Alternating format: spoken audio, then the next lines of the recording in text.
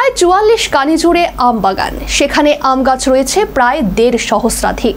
এই বাগান থেকে বিগত বছর প্রায় ৬ লক্ষ টাকার আম বিক্রি হয়েছে। সত্যি অসাধ্যকে সাধন করে দেখিয়েছেন তাইথক রিয়াং। একটা সময় তাইথক রিয়াংদের পরিবার অর্থনৈতিক দিক থেকে কায়ো কষ্টে দিনপাত করত।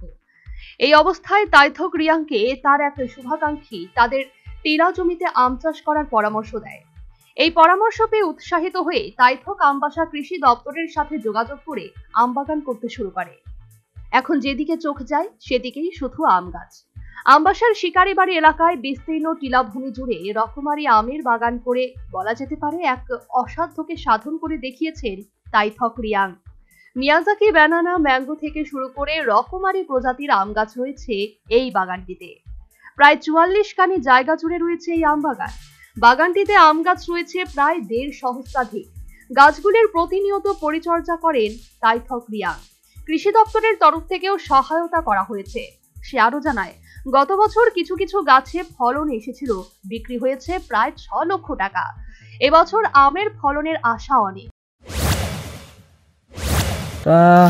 তৈরি করছে ৩ বছর, ৩.৫ বছর হয়েছে। কি কি প্রজাতির আম গাছ আছে এখানে? ৪ প্রকার আছে। ৪ প্রকার আছে। কি কি? মিয়াজাকি, ব্যানানা, টাঙ্গো, বাড়িফোর, আর আছে ৪-৫ পর আছে। আরেকটা আছে। এই ফলন হয়েছে? হয়েছে কিছু কিছু, ৫ ভাগে ১ ভাগ হয়েছে। বাজারে কি বিক্রি করছেন? বিক্রি করছে।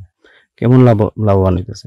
এতে কিছু কিছু যে গোটা ধরছিল, একটা গাছের মধ্যে ২০ কেজি ৩০ কেজি ওদূর পাইছে। এটা একটা গাছ তো হয় না, আরে সবটা কিছু কিছু। এবার আম ৬ লাখ টাকা তো হয়।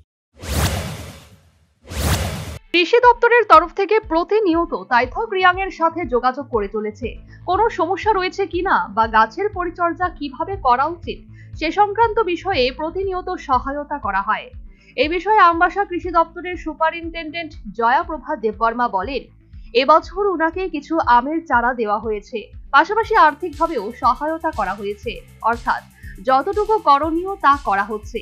আগামী দিনেও যা যা করণীয় তা করা হবে। বাগান তো ফার্মার্স নিজেই করেছেন। তো আমরা যখন দেখতে পারি যে একজন ভালো কৃষক আছেন এখানে, তো ওইটা ডিপার্টমেন্টের নজরে আনা হয় এবং পিআরএ বডিসে নজরে আনা হয়। কারণ আমরা যখন কোনো কিছু বেনিফিট দিতে চাই তখন পিআরআই বডির একটা অ্যাপ্রুভাল লাগে। তো আমি অ্যাপ্রোচ করি যাতে মানে এই ধরনের ভালো কৃষককে কিছু একটা দেওয়া যায় কিনা। তো আমরা তখন হর্টিকালচার স্কিম থেকে ৫০,০০০ টাকা চারা দিই ওনাকে। মিয়াজাকি সিডলিং দেওয়া হয় এবং জঙ্গল পরিষ্কার করার জন্য কিছু একটা ফাইন্যান্সিয়াল অ্যাসিস্ট্যান্স দেওয়া হয়, যাতে উনি আরো ভালোভাবে বাগানটা করতে পারেন। এখন বাগানের মানে যা দেখছেন কিরকম পজিশনে আছে বাগানটা? ভালোভাবে মেনটেন করা আছে, আর আমরা আশাবাদী ওনার ইনকামটা আরো ভালো হবে এই বছর। ৪৪ কানি জমিতে ১৫০০-এরও বেশি আম গাছ, আর গত বছর ৬ লক্ষ টাকার আম বিক্রি। এটা সত্যি অসাধারণ। বাগানের ফলন দেখে মনে হচ্ছে যত্ন আর পরিশ্রমের ফলটা বেশ ভালোই। আমের বাণিজ্যিক চাষে সাধারণত একটা পূর্ণবয়স্ক গাছ থেকে ৩০ থেকে ৪০ কেজি ফল পাওয়া যায়, আর বাজারে প্রতি কেজি ২০ থেকে ৩০ টাকা ধরে হিসাব করলে ১৫০০ গাছ থেকে প্রায় ৯ থেকে ১২ লক্ষ টাকার সম্ভাবনা থাকে।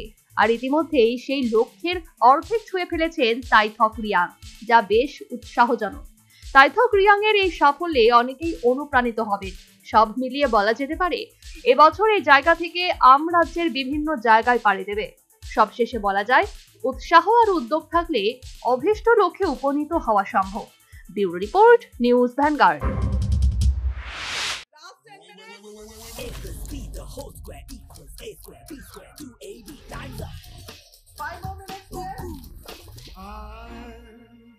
So much time and peace of mind.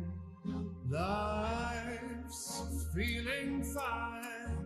My time to shine. At SIP Abacus, we build math foundation and improve academic performance. SIP Abacus,